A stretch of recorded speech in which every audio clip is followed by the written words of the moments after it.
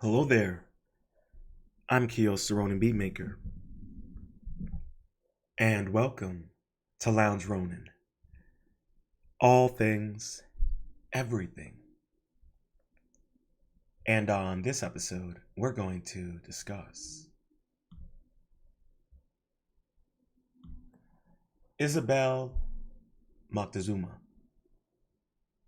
the last Aztec princess. And without further ado, let us get into it.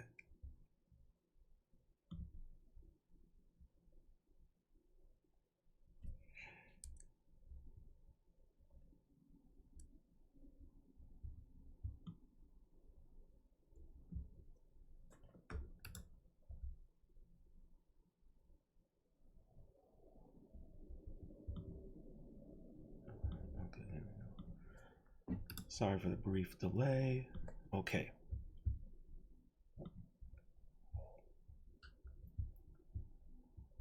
Isabel Moctezuma, the last Aztec princess.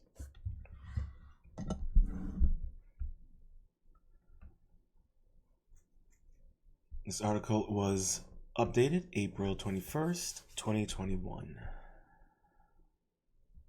Isabel Moctezuma was an Aztec princess who lived during the time of the Spanish conquest of Mexico. Isabel was the daughter of Moctezuma II, and by the time she was 11 or 12 years old, she had been married off not just to an Aztec noble, but also to two Aztec emperors. Oh, talk about a DP.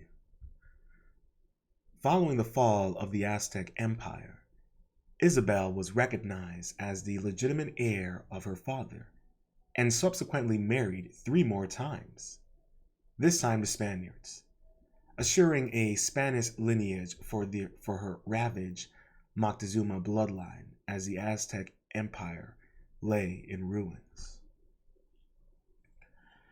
Colonization comes in many forms.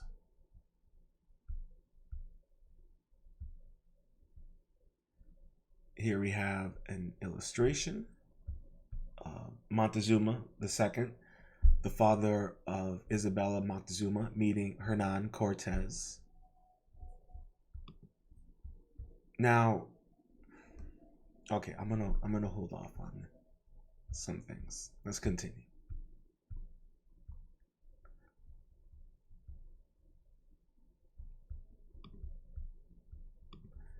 Isabel Moctezuma, the emperor's most valuable commodity. Isabel Moctezuma was born around 1510 and was originally known as Tekuexpu Exoloctil. I am sorry about the pronunciations, but I'm going to do my best. Teku Uchpu or Teku Upuchu Zin, which has been translated to mean either cottonflower or Lord's daughter. She was the daughter of Moctezuma II, the ninth ruler of the Aztec Empire. The identity of Isabel's mother, however, is less certain. According to contemporary Spanish historian Francisco Lopez de Gomera, Moctezuma had as many as 3,000 wives and concubines. Definitely would be making the OF girls a little jelly. According to another historian, Mesdu Fernando Alva Ixil, Isabel's mother was Tai Hulkan, the emperor's chief wife. IX adds, I'm sorry, that's a tough one for me. I don't need my tongue to have a muscle spasm. All right, Ixel Ochil adds that Teya Hulkan was the daughter of Toto Qui Hulzitil, the last pre-Hispanic ruler of Talcopan. Huh. I'm sorry. There's just some when Cortez arrived, the Aztecs were like, "Hey man, we've been waiting for you." And Cortez was like, "Wait, what do you mean?" And no, he kind of played it to his advantage, but that's when he started getting into some of the ancient extinct humanoid civilizations that predate the Aztecs and the Incas. But I don't want to start. I digress. I don't want to get into all of that. Let's continue.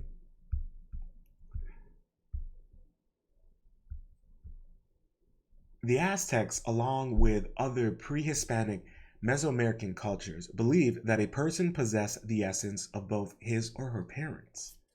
This meant that even the daughters of rulers were highly valued, as it also believed that they were all able to transmit the essence of their parents to their husbands. Thus, being the daughter of an Aztec emperor and his chief wife, Isabel was considered to be practically high-status individual, and was therefore especially valuable as a wife.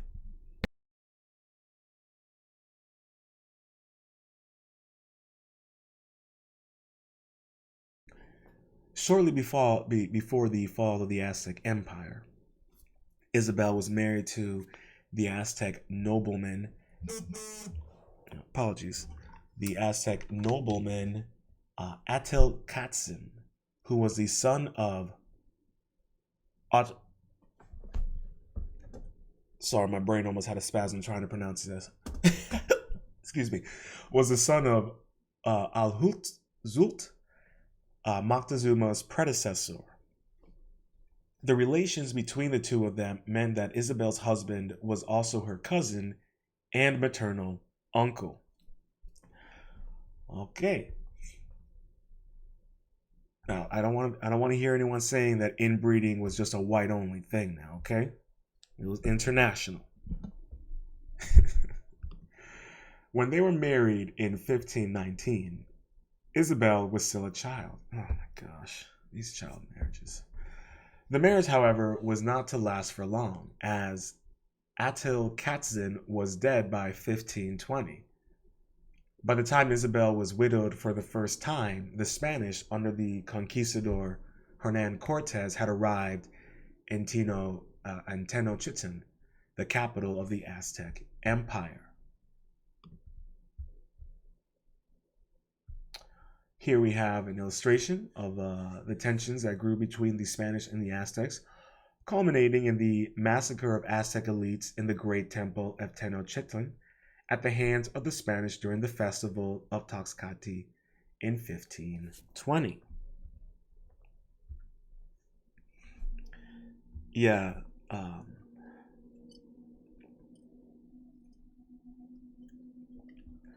the amount of history, knowledge that was destroyed by the Spanish during this time could never be forgiven.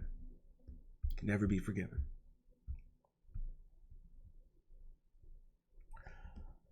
Arrival of Hernan Cortez and the fall of the Aztec Empire.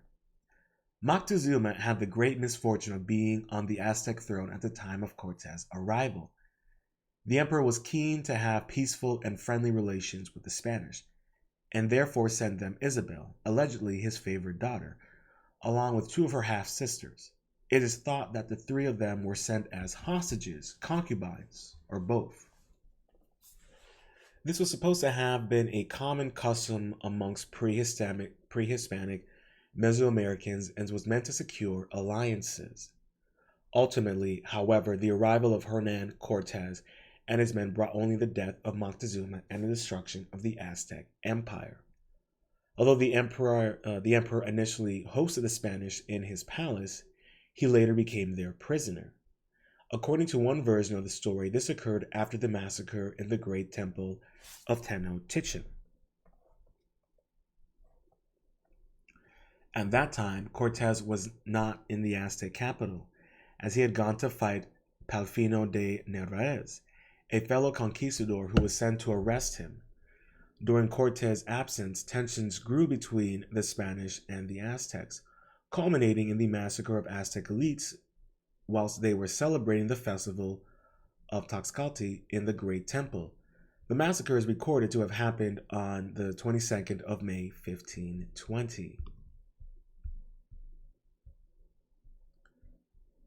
Since the Spanish were greatly outnumbered by the Aztecs and knew that they were trapped in the city, they decided to take Moctezuma hostage, believing that the Aztecs would not attack them as long as they had the emperor in their hands. By the 1st of July 1520, a day or two before that, however, the emperor was dead. According to the Spanish account, Moctezuma had attempted to speak with his subjects in order to pacify them. The emperor's submission to the Spanish, however, greatly reduced their reverence for him. Therefore, they began to pelt him with stones and arrows. Consequently, Moctezuma died of his injuries 3 days later.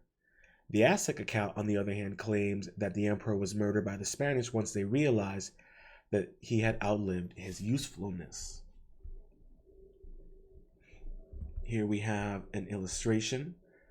The Spanish took, an illustration of Moctezuma II.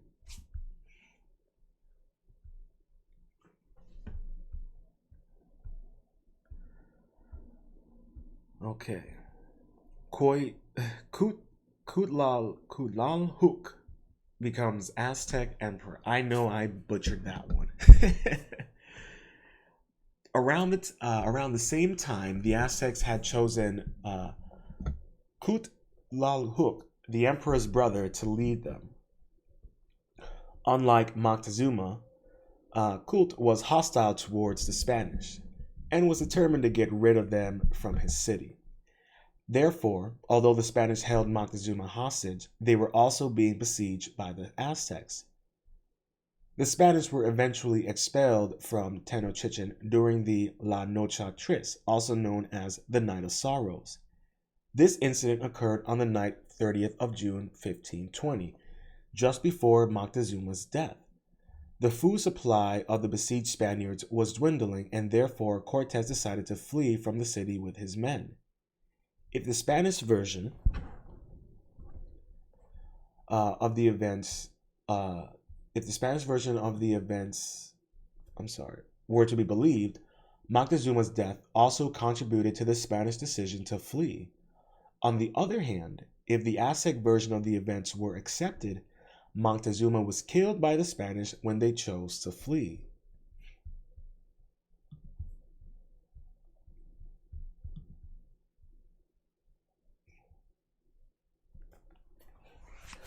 During the Spanish retreat, Cortes and his men were attacked by the Aztecs when they were crossing the Tucuba Causeway,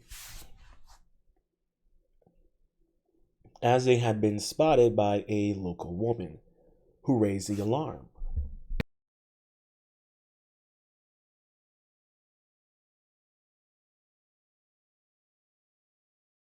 Finally, the rear guard of Cortes' army was almost completely wiped out by the Aztecs, his Tlayacalan allies suffering the heaviest casualties. Many of the men were killed by the Aztecs or drowned in the lake. Those who were captured were subsequently sacrificed. Following the expulsion of the Spanish and the death of Moctezuma, Coti became the new Aztec emperor. One of the things he did, perhaps to legitimize his rule, was to marry his niece, Isabel. Like her first marriage, this one did not last long either. Oh man, this poor girl, she cannot catch a break. As the new emperor, Cult sought to form a coalition with neighboring tribes against the Spanish. Unfortunately, these tribes hated the Aztecs even more and therefore refused to come to their aid. In any case, Cult only ruled only for about 80 days before succumbing to smallpox, which had been brought to the New World by the Spanish. And here we have Cortes supposedly interrogated Cuauhtémoc and other indigenous nobles before having them executed in 1525.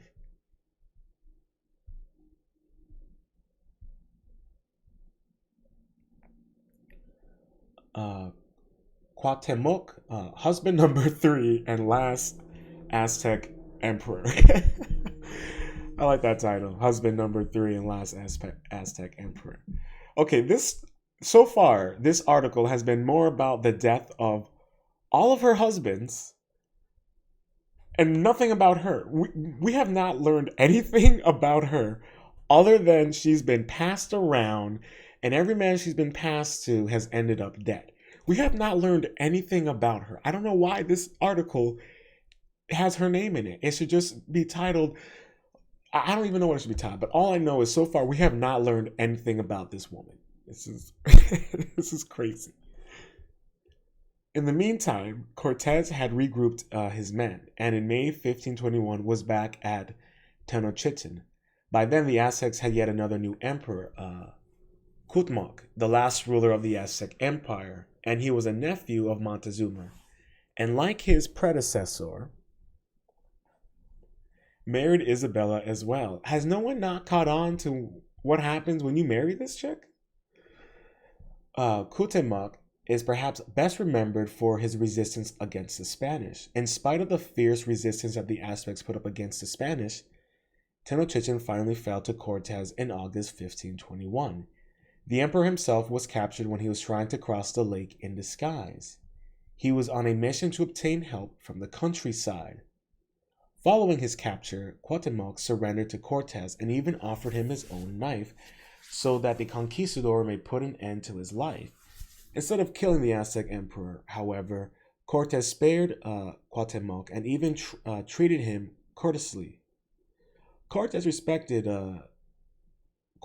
for the emperor's valor, however, was overruled by his belief that Cuauhtémoc knew the location of hidden treasures. Therefore, he allowed his men to torture Cuauhtémoc in order to get this information out of him. Cuauhtémoc insisted that there was no such treasure and bravely endured the tortures. Eventually, Cortez felt ashamed of his treatment of the emperor and released him. Although some gold was found in the house of one of the Aztec nobles, the myth that the Aztecs were hiding vast amounts of gold was shattered. Cuauhtémoc was kept alive for several years after his capture. In 1525, Cortez embarked on an expedition to Honduras and took Cuauhtémoc along with him, for fear that the former emperor would use the opportunity of his absence to rally the Aztecs to rebel against the Spanish.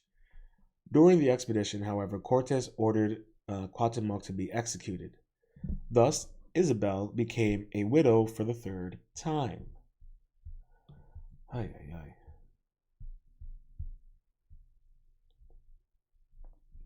Here we have a drawing, most likely by the Spaniards. Isabel Moctezuma was exploited as Moctezuma's most valuable commodity due to her power to transmit the essence of her bloodline to her husbands.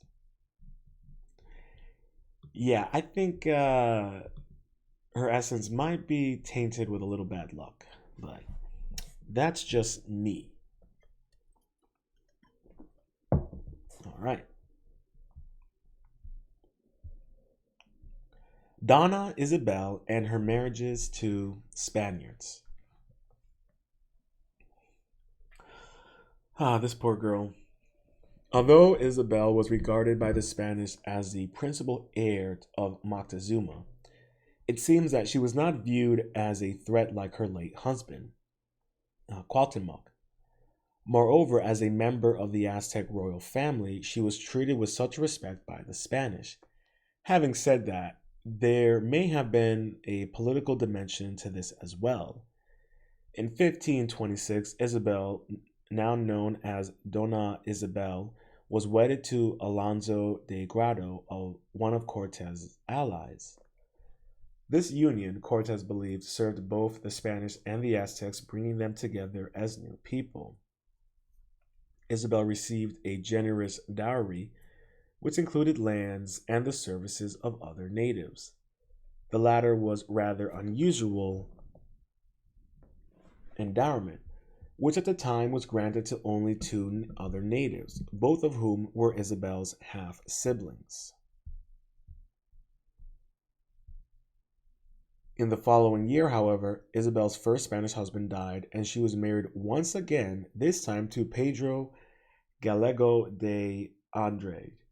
Prior to that, however, Isabel returned to Hernan Cortez, who incidentally was also a widower by that time. It is unknown if Isabel was forced to become Cortez's mistress or if she was seduced by him. In any case, she became pregnant and gave birth to her first child, a daughter by the name of Lenore Cortez de Moctezuma. As soon as Cortez learned that Isabel was pregnant, he sought a husband for her, so as to avoid any scandal. Thus, Isabel and Pedro Gallego were married. Although Cortez did not initially recognize his daughter with Isabel, he eventually accepted her.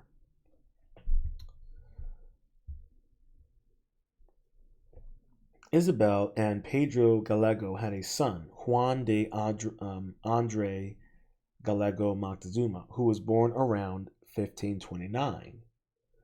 Oh boy.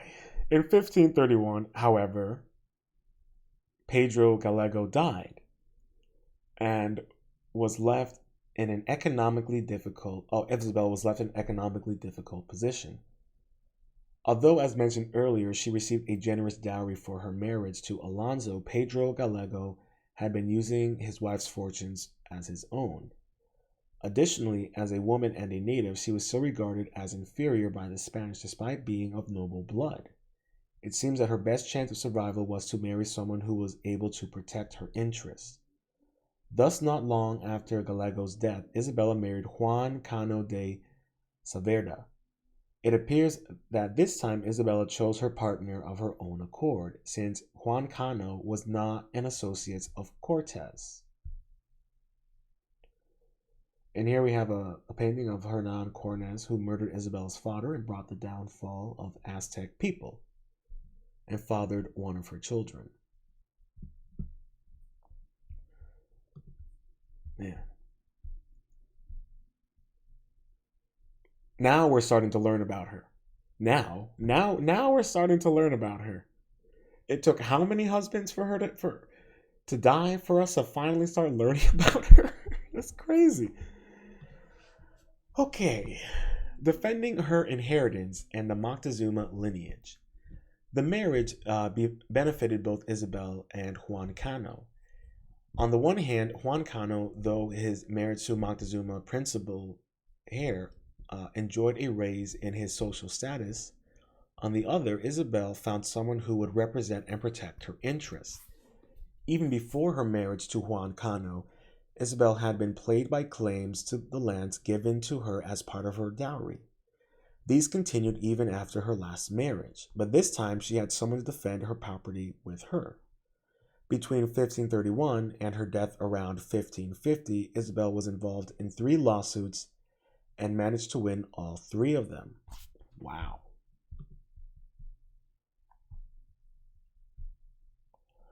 The ultimate goal by both Isabel and her husband was the resolution of all the lands, settlements, and other objects of value that were once owned by Moctezuma.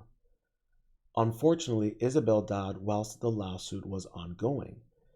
In 1556, the inheriting rights of Isabel and her descendants to all the disputed lands and settlements were confirmed by the Royal Audiencia of Mexico City.